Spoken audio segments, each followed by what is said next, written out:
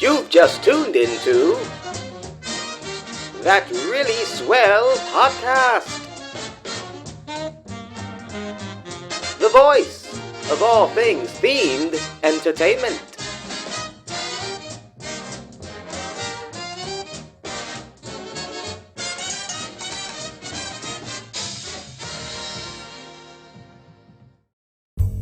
This week's episode is brought to you in part by the following. Right again, bubblegum. The only 100% recycled theme park gum. Taste the park all over again. Hi everyone, welcome to episode 8 of That Really Swell Podcast. If you're new, welcome. If you're a returning watcher / listener, thank you. Welcome back. My name's Julie. I'm your host. I'm here with my good friend and co-host, Alex, also known as Mr. Maker Mouse. Alex, greet the people. Hello, people. Welcome back. Thank you for watching. How's Julie doing? Are you asking them how I'm doing? Why would I ask them how you're doing? They wouldn't know. Oh, that was... Okay. I'm doing good. How are you doing? I'm sleepy right now. I'm a little sleepy. I don't know if I'll be supercharged for this particular episode. It depends on the topic, really. I don't know. It's an Epcot episode. Oh my God, I'm so excited. Let's go. In today's show, we're going to continue our Then and Now series. We're headed over to Epcot. Epcot. Going to Epcot. It's Epcot, right? Going to Epcot? We're going to Epcot. We're going to what used to be called Future World. Epcot Center. Epcot Center. We're going to Epcot Center. Okay. Future World, Epcot Center, Future World. Yes, we're going back. So it's Epcot Center and Future World that we're going to be talking about. I don't know what that means, but Epcot Center, Future World. Yes. The date was October 1st, 1982, Epcot's opening date. We are going to be discussing a opening date attraction, which is World of Motion. Cool. World of Motion was a pavilion in Epcot. It was themed after transportation. Again, I never went on it. Sorry, Alex. I wasn't keen on Epcot when I was younger. I think you would have probably literally died on World of Motion. Why? Was it like not a lot of rides and slow pace and a lot of learning and stuff? That's exactly what it was. Oh, yeah, there you go. I may not have liked it. It's so much knowledge. Yeah, I didn't have, my attention span was short. It still is, but I could tolerate more things now. So the main feature of the pavilion was an Omnimover attraction that transported guests into the history of transportation, because that's so fascinating for some. The attraction was narrated by Gary Owens.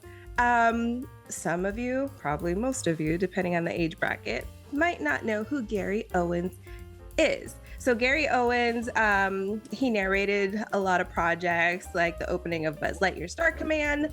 Let me do the one. All right, Alex, tell us who Gary Owens is and some of his projects, please. You take the reins on this one.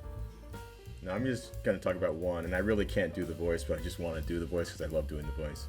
Okay, well, all right. Wait, hold on. Let me say the other ones that I have here, okay. And then you can tell. Okay, so he narrated the opening of Buzz Lightyear Star Command. He was the announcer in The Love Bug, and he also was the announcer. He announces a lot of things. He was the announcers for Muppets Go to Hollywood, and I'm kind of missing one. What, do you have one, Alex? Go ahead, tell us what he also announced, and this may sound familiar to a lot of you once, Alex. Or it may not sound familiar at all. Or it may not. Again, we are older than probably most who are Who's that watching. voice supposed to be? Even the people who did watch it will be like, what? Yeah, exactly. All right. Ladies and gentlemen, Garfield and friends. That was terrible. But I don't care. Man, I don't we care. We hyped it up a lot. I don't care. I loved it. He was a voice. You did the best you could. He did the intro for Garfield and Friends. I love that voice. Ladies and gentlemen, Garfield and friends. That's why when I rode the ride, I was so familiar with the voice already, but I didn't know why. I didn't put two and two together. Now you know. And knowing is half the battle. You know what I'm going to put on the screen after that. The more you know. Wait, what? Never mind. We're not in sync today. All right. So the sponsor of the attraction was General Motors. General Motors was impressed with Disney's Ford Magic Skyway from the 1964 New York World's Fair. So they decided, we're going to sponsor this attraction because Disney does good stuff. So I never went on this attraction. Alex, can you please speak a little bit on it and tell the people what it was? Because probably a lot of people never went on it either. Now, it's been a long time. Closed in 96, so. But. I feel like 96 was yesterday, by the way, for me. In a sense, yeah. But, you know, like the memory fades. But yeah, I think this is probably the most, in my opinion, the most World's Fair-y type ride that Epcot had. Because they had really all the real elements of a World's Fair. And now, I guess I'll explain, or you'll explain that later on. But it'll make more sense once we do. It was kind of like a combination of, have you ever seen the Saturday Evening Post, like old photos of the Saturday Evening Post magazine with Norman Rockwell's drawings? Rockwell, yeah, Rockwell. No, it's kind of like a Norman Rockwell painting where he had those exaggerated features, characters, very beautiful characters, but their noses are a little bit bigger, the heads are a little bit bigger, the bodies are a little bit elongated. It was like Norman Rockwell meets Chuck Jones animation. It was a very whimsical ride, a very whimsical explanation of transportation. For instance, they had a scene where we get introduced to the wheel. So there's like I think it was a caveman, and he's showing, no, it's actually in Babylon, in ancient Babylon.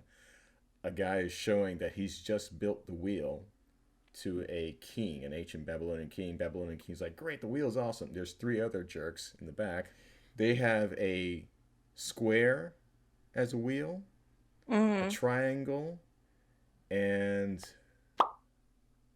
I guess those are the two. I thought there was another shape. I can't remember. If there's another shape, let me know. But, you know, it was always the actual real world events that helped transportation. And then there was a joke about it. Mm-hmm. There's another. Was this like a pre-show, or was this like the actual ride? This is the actual ride. Okay. So let me start from the beginning. I just want to throw those little tidbits in there. It was a fun ride, actually. I think I say that about you being you would actually enjoy the ride. I say you're bored. You would actually enjoy it because there was a lot of fun things to look at. This one was interesting because when you walked up to the building, you've seen the building, kind of cool looking, but then there was really no queue that we're used to, even at that time. No queue at all. Did they just corral people in there like livestock? Oh, not like livestock, but a lot of the line was outside. Okay. So I literally remember getting sunburned waiting in line one time because it was. Oh my gosh. And then when you get inside, it was just kind of like a zigzag, you know, the zigzags you've seen before. Mm-hmm. And then you get to the vehicle. But there was no signage on the wall. Mm-hmm. There was no props. There was nothing. It was just, you're inside now. Thank you, Lord. We're inside. There's air conditioning. That was about it.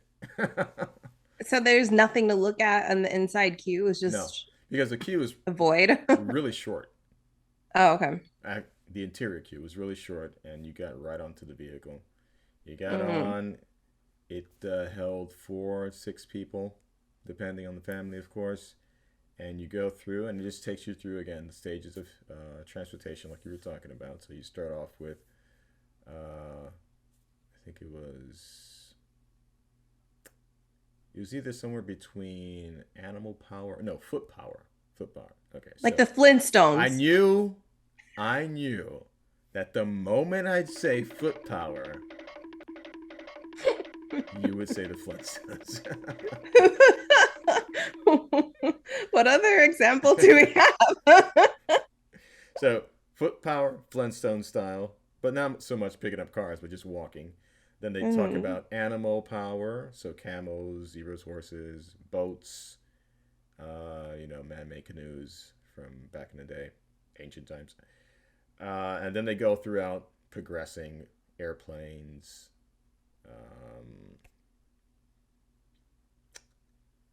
It was flight, then steam power, and then all the way up to cars and beyond, so into the future. And all that. But each one of those sections, there was always, like I was mentioning, they'd show you the history of it, and then there was a gag of it. So I wrote a few of them down. Let's see. Oh, here we go. Let me talk about flight. So with flight, you had, Leonardo da Vinci, known for all his insane inventions. One of them, the flying machine, where he's flapping away. But what was funny about that scene is that while he is flapping on this thing, hanging from his ceiling, Mona Lisa's in the corner, impatiently waiting for him to finish, tapping her foot very angrily. It's hilarious. That was on the ride. That was on the That's ride. funny. That's hilarious.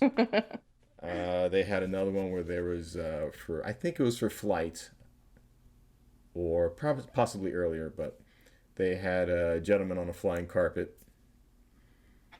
which was obviously ridiculous in comparison to the real world. They had a whole bunch of those like that, and they're all hilarious. And it, not just for, the gag or the laugh, but it also made you remember what it was that you were kind of learning at the time when you were going through the ride. So yeah, the ride was full of animatronics as well, which is always, that's my thing. I love seeing those animatronics, but they all had those goofy features. So big noses, kind of misproportioned heads, but not in a creepy way. It wasn't the uncanny valley. It was just very comfortable to see. It's like actually looking at live drawings, basically. And then once you get to the end of the ride, it was kind of like in Haunted Mansion, where you're sitting in your doom buggy and you see the ghost in the vehicle with you. So same effect here, except that your ride vehicle turns into a futuristic vehicle. So you're cool. seeing yourself riding in a future vehicle that I think they just described, which is kind of cool. That's awesome. Then, like still today, you get out of the vehicle at the end of the ride and you go into the transportation center where they have all the new cars and the concept cars and then interactive exhibits. So that hasn't gone away, but that's cool. That's the same. Okay. That was great. I love that. Smelling the brand new car smell. That was the greatest thing ever. That weird guy's here again. He's smelling the cars. Sir, just a moment. Sir, just a moment. So weird. So new. Oh gosh. So they kept that then. That's cool. Yeah. Do you know how long was it? Like a long ride, like Spaceship Earth, or was it like just something? Kind of ish. I don't remember the exact time on it, and I didn't look it up, but it's one of those where you're not noticing. You just don't notice how long you've been on there because it was just entertaining. I feel like Epcot rides are really, really long, like in a good way. Like, I mean, because it's worth it because you wait a long time, and it's good that it's not like 1 minute and it's over. Yeah. So that's cool. What did you? I know like Horizons was your favorite ride. If you can like rate World of Motion amongst the other Epcot rides, where would that fall? Like right below Horizons, or it was like, it's all right to pass the time and kind of cool off. Like it wasn't. No, because I just remembered Universe of Energy. Universe of Energy was the okay. I mean, we've done everything else. Oh, okay. But this one was a top tier. Oh, really? Okay. It was definitely a top tier ride. If I had an order to pick of 3 right now, I'd go Horizons, Spaceship Earth, World of Motion. Ah, cool. And actually, depending on the day, World of Motion, Spaceship Earth. like Spaceship Earth. Mm-hmm. It's a good ride to, you can take a nap and kind of like What? cool off. I'm gonna take a nap on Spaceship Earth. It's so soothing. It's like listening to a bedtime story A and just taking bedtime story. yeah, that like the puts you narration. to sleep. Yeah, thank the Phoenicians. So World of Motion closed its doors on January 2nd, 1996. And now, okay, so in our past episodes, what? Nothing. I'm talking to the people, not you. Don't worry about it. Keep going. Oh, okay. So in our past episodes, we've talked about turnaround time from a time an attraction closes its doors to literally like the following year, it will reopen the newer attraction. This is different from everything else because World of Motion closed in 1996. Test Track opened in 1999. Mm-hmm. So like that took a whole 3 years from the time that it closed, the previous attraction closed to open. So that's different from everything else that we've talked about. So Test Track, I've been on. You've been on Test Track, right? Right. Yay! Right, we've both been on an Epcot. Okay, good. So the high-speed thrill ride of Test Track is currently located in World Discovery in Epcot. Future World.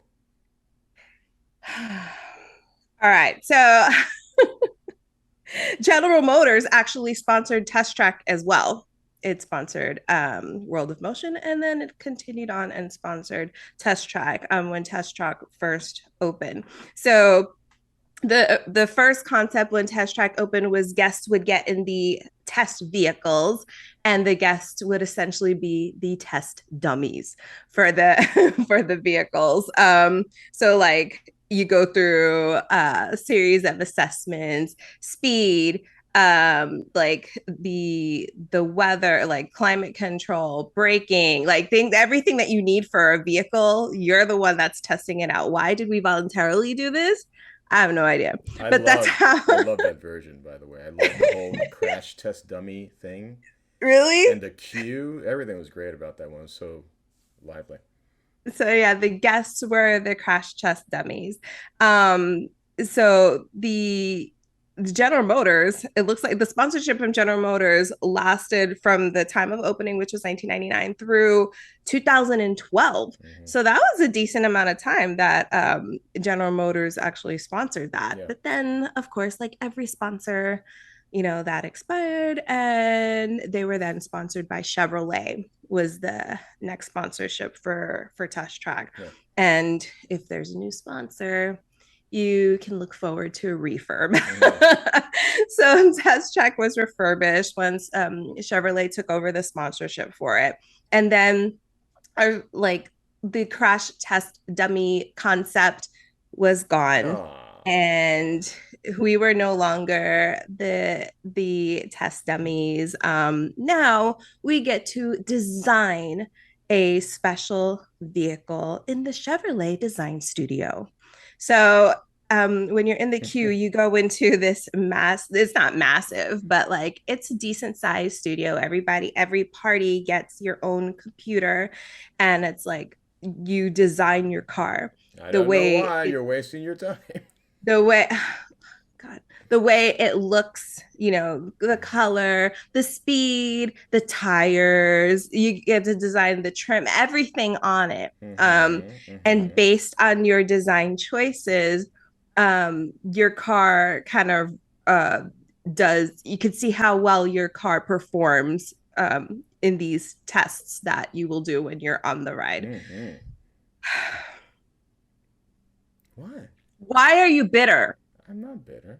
Why are you bitter? I'm not bitter. Don't misunderstand me this time. I'm not being bitter. But okay. you know what I'm going to say. Yes, I know. Okay, just let me get through this, and then you could do it. And you know I'm right.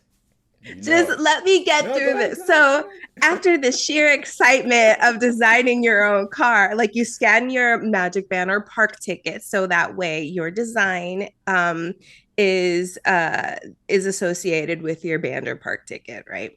So then right before you enter the vehicle, you have to scan it again. So that way, when you're going through the ride and you're performing all these different things, or your vehicle is performing all these different tests according to how you built it, Mhm. it's again, you see it on screens after each test, like your car, because you can also name your car too, and you can see your design pop up on the screen and how whatever place you took, out of all the cars that were going, first place, second place, whatever. So then the final test is the speed test, which is the best part of Test Track. It's the speed, and you get to see how fast your car performed by doing the speed test, which, it takes you all around the building outside, and it's super cool, super fast. And then your car is like slanted sideways, and it's just amazing. Which, by the way, is probably why it took so long to open up Test Track, because they had to build that new outside technology. I mean, they had quite a few issues.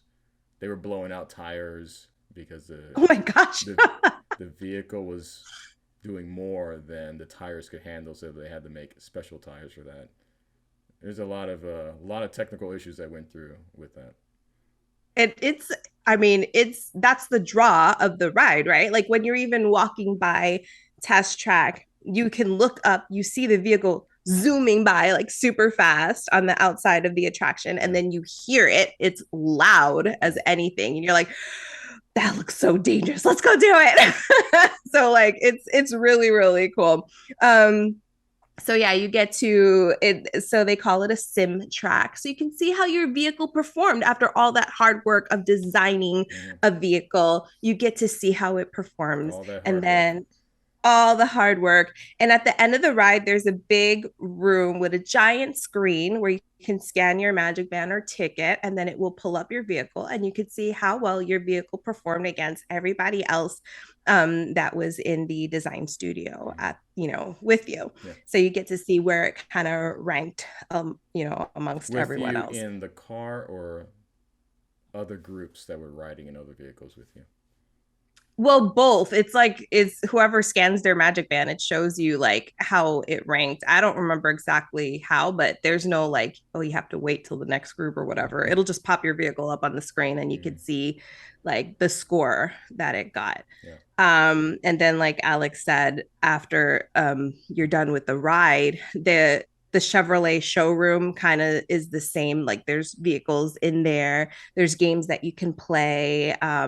It's like a little interactive area. It's a decent size. It's not small by any means, but it's kind of similar to what Alex was describing when World of Motion was still around. Now, I hope we never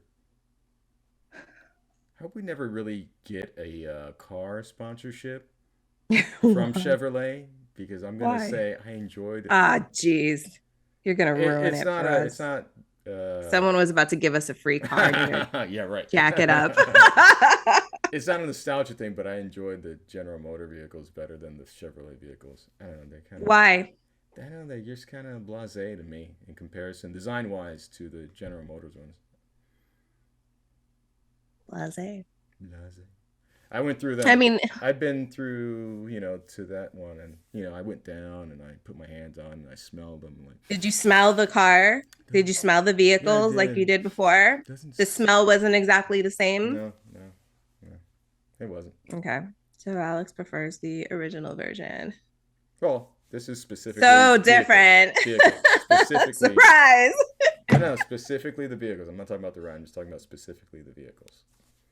Okay, so you prefer the General Motors vehicles over the Chevrolet vehicles.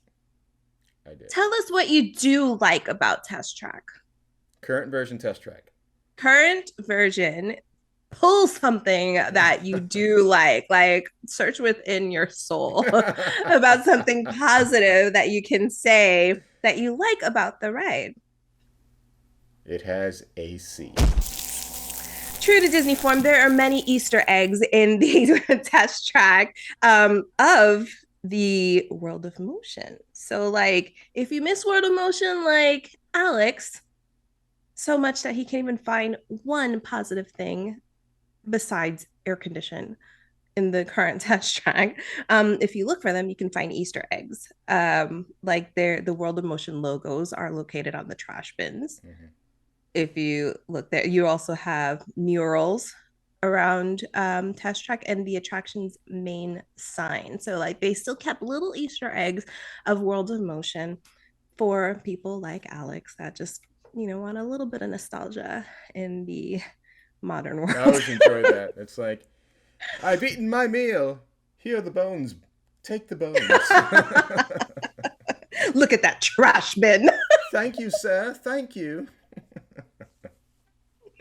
This teacher, you gotta be grateful. So really, other than air condition, there is nothing, not even the speed test at the end. Like, well, I don't care for speed. That's not my thing when I go to parks. It's like, actually, I know it's funny, but roller coasters and all that speed, that's the most boring thing to me in the world. There's nothing exciting about that. But how about building your car? Well, see, designing. Here's my problem. Cool. Okay. Well, great concept. Julie, when you go as a family and you all are super excited, like you said, to build your own custom car, when you go to build your car, each individual gets to build and design their own vehicle with love and heart and excitement. But once you get to the ride, do we all get our hard work displayed in the vehicle ride? Do we get to experience all the hard work we put into? Or do they just pick one?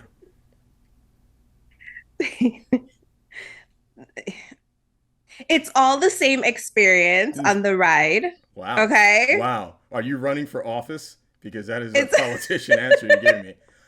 Yes or no, madam?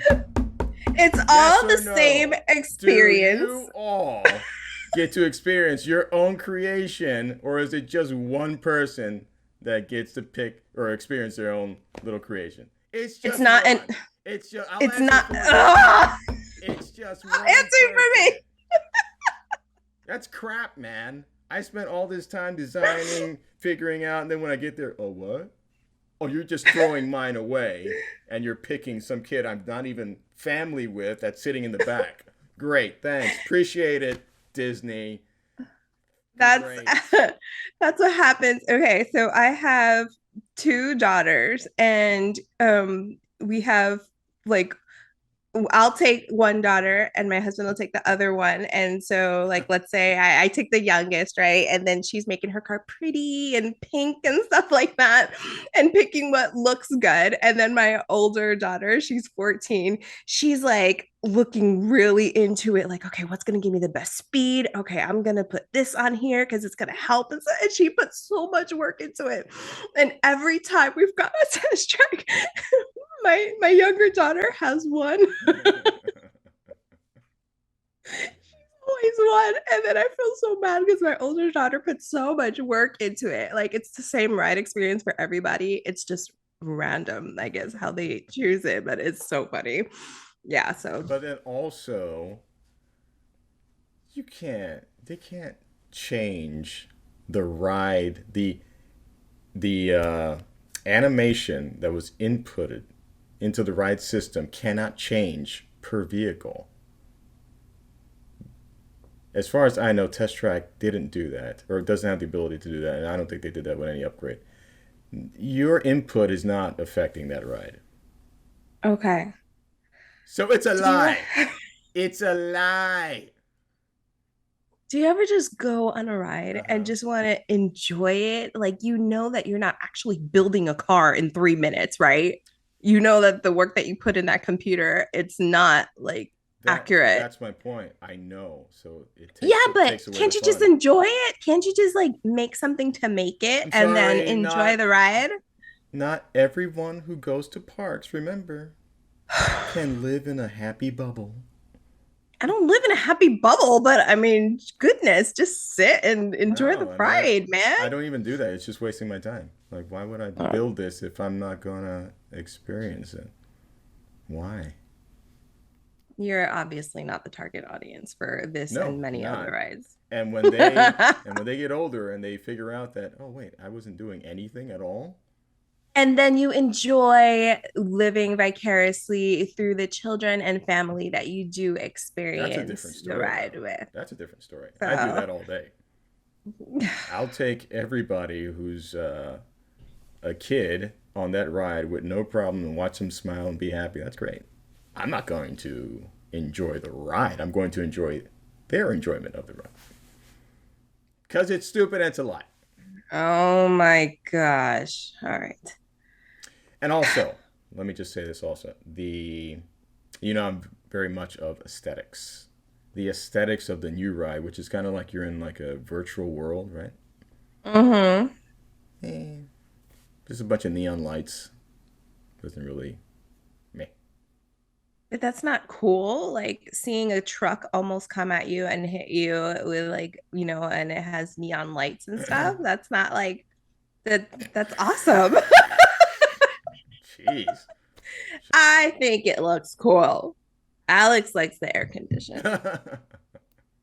So if you see any ride photos, if you guys go on this ride and you get a ride photo with a gentleman like this, the whole time, that's probably Alex. With Mickey ears. Why does he go to the happiest place on earth? And he's just so angry all the time. Check your ride photos. Every single ride photo of replace Every ride photo, it's like this with Mickey ears. And people are going to be checking their ride photos now. I want to see if I found him. Oh, gosh. All right. So now it is my favorite part of the show. Hold on. Question. What? This question is to stall from the quiz and trivia. But this is the only test track you experienced, the current one, or didn't you do the one before that? If I did the one before that, I probably did it once. Yeah. I didn't do it very many times. Okay. So I remember it vaguely. 'Cause I'm I pretty think sure we must have done test track at least once before. yeah. I mean thing. I don't want to say I never did it. I feel like I did do it before the refurb, but not a lot. So it's not fresh in my mind. Yeah. Are you done stalling? So what's your favorite color? My favorite color is I have trivia. You suck. We have trivia like we always have trivia. It's my favorite part of the show. Alex, are you ready for your first question? No, I am not. All right. First question is how far apart are the trash cans 12 years. from each other let me finish. Stop interrupting. You always interrupt. How far apart are the trash cans at Walt Disney World? What? This has nothing to do with test track. Okay, are there trash cans in Epcot? Yes. That wasn't the question. How far apart are they? Far enough that they're not together. Okay, you failed that one miserably. All right, so the story goes that when Walt Disney designed his parks, he wanted to keep it as immaculate as he could. Mm-hmm. So he sat down and watched guests walk and carry their trash 10 feet. and see 10 feet. how far 10 feet. they would go. So you would carry your trash only 10 feet before throwing it on the ground if there's no trash receptacle near I you? didn't say I'd throw it on the ground. I'm not a savage. 10 I'm not an feet. animal. Jeez. Oh my I'm gosh. just throwing numbers at you. Okay, so 20 feet. he would sit on a bench and watch guests and then just count how many feet they would go before they would get tired of carrying their own trash. 30 feet. And so that is how he decided to put trash cans within 30 feet. Boom! I got it. Of each other. You got it First wrong. try. Because you just First kept try. guessing. First try. Just like Batman. Lego Batman. First try. Okay. Question number 2. Name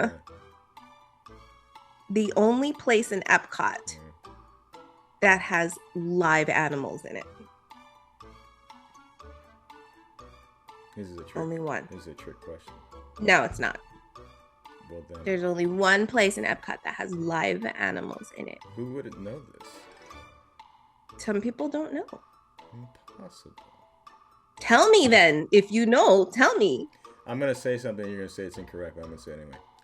Okay. The Living Seas.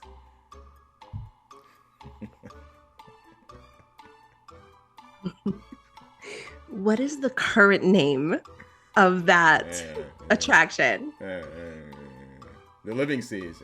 That's what the answer is. I'll give Alex partial credit for that. It's the seas with Nemo and friends. Partial credit. Actually, half credit now for that. You want 0 credit? Keep pushing it, mister. Keep going. You're doing bad on this one as it is. I will turn this monorail around. Okay, last question. What is the fastest ride in Walt Disney World? In Walt Disney World. In Walt Disney World, what is the fastest ride? I don't know anything about fast rides. So there's Space Mountain. There's Tropical Thunder ride, fast thing. Tropical Thunder? I don't know. I just made that up. Wasn't that the movie with Robert Downey? Uh, Tropic Thunder. no, I meant Big Thunder. Big Thunder. That's not really that fast. Mm. There's Everest. And then there's Test Track. It's one of Okay. those. It's either... So, I have no idea, but it's either Mountain, Everest, or Test Track. it's one of those that you mentioned. Now, think of it as a multiple choice and pick one. Because I demand an answer. Okay, let's see. I'm gonna go with... I already forgot the third one I said. So I'm just gonna go with Space Mountain. Because I forgot what the other one I said. I think it's Test Track. I think it's Test Track. Is that your final answer? I'm gonna say Space Mountain, but I think it's Test Track. Okay, you can't say one but think another. What is your final answer? Can't have all the things. Can't have all the things. What's your final answer? I just gave it. I said Space No, Mountain. you can't But I say think something. it's Test Track. That's how the old So do you- mind works. Do you want to lock in Test Track? Yeah, I'm locking in Test Track, but I think it's Space Mountain. No, you said it the other way around. I'm locking Wait. in Space Mountain, but I think it's Test Track. Okay, why would you do that though? Because that's how my brain works. Don't even try to ask. Okay, the correct answer Mm. is Test Track, Mm. reaching speeds up to 65 miles per hour. I told myself I thought it was. I told Test Track. myself. How dare you lock in Space Mountain, self? Idiot. Reaching speeds up to 65 miles per hour. Test Track is the fastest ride in Walt Disney World currently. Because Let's see that what was happens the when Tron. Tron. Yeah, let's see what happens when Tron comes. See how fast that one goes. But I was gonna don't say know. that was the big deal. I was remembering a big deal at the time with Test Track, and it was because it was the fastest. Yeah. That was the fastest. But then when you go on it or you think about it and you're like 65 miles an hour, I go faster than that on the highway. So it seems very fast. I think it's because it's going in a giant circle, like a big loop, and it's on like an angle when you're on the car, so it makes you feel like you're going faster than what it is. Also, probably the height that you're at and that you're open, you're not inside. Yeah. And you're So feeling. you get to feel the wind on your face. It feels very nice. So yeah, I love that ride. It's so cool. So I know you don't like that ride, but whatever. It's not that I don't like it. I just think they could do better. I always say as far as, because the draw of the ride is the speed at the end. That's what you're waiting for. That's the big end. Yeah, it's the best part. So I think the story before, because all rides have a story that they sit down and write, I think the story is kind of weak.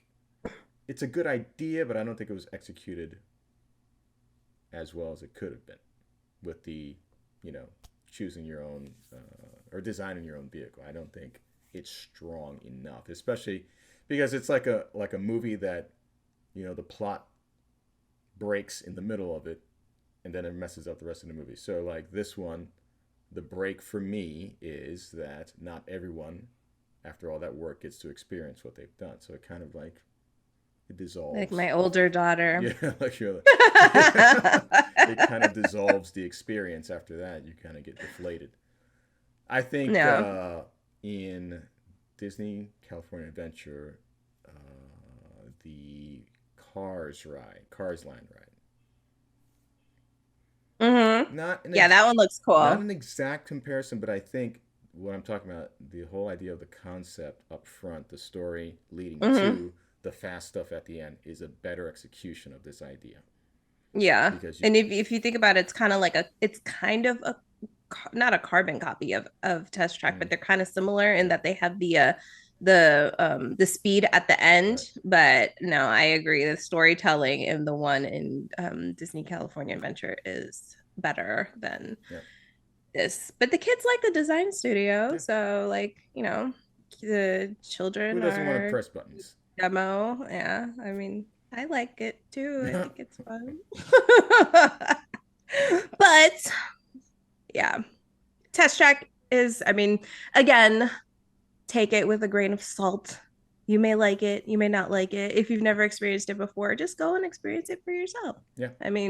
It's rare. So yeah, you got everything's subjective. So you got it from both sides of the coin between me and Alex, but you have to just go and have fun and just experience it on your own. Yeah, I'm kind of really happy that we're not filming this in the same location, because I think along with the verbal banter, there would be physical violence. Show up to your door. This is for a recording 2 hours ago.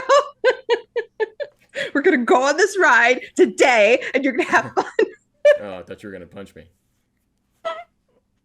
Oh, gosh. All right. But again, like everything else, we want to hear from you all, your experiences. If you've been on Test Track, if you've been on World of Motion, if you want to go on Test Track, just, talk to us, connect. We have all of our socials, TikTok, Twitter, Facebook, Instagram, and then you could also comment down below and let us know your thoughts. Did your design get picked? Did your design Or were you the sucker who Disney slapped in the face and said, no, we're not picking your design? Oh, gosh. So comment down below and just reach out to us, and we will choose a few comments and go over them on future episodes. And also you can email us at thatreallyswellpodcast@gmail.com. And we have lots of ways to reach out to us. So yeah, just pick one and go with it. We want to hear from you.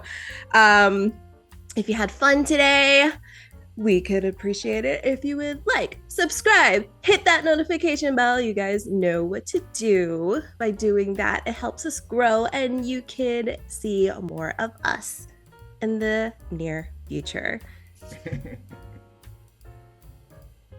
Did you have fun? Yeah, I had fun. Are you sure you had fun? Because you seemed very angry for a good portion of this with the design studio concept and the telling of the story. You love labeling me as an angry individual, don't you?